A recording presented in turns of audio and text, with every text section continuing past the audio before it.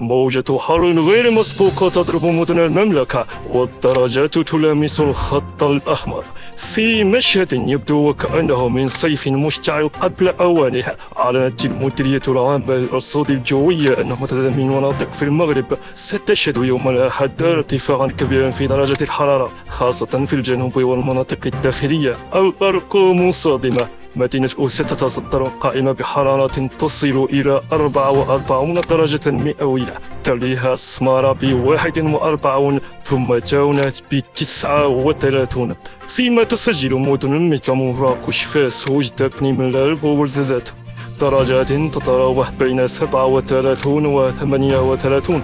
تحذير للساكنة: الحرارة ليست مجرد رقم، إنها خطر حقيقي على الصحة والحياة اليومية. هل تفكر في الخروج؟ أعد التفكير. هل شريت ما يكفي من الماء؟ لا تتهاون. استعد، في المملكة تدخل في موجة مباشرة مع الحر اللافح، والأيام القادمة قد تحمل المزيد.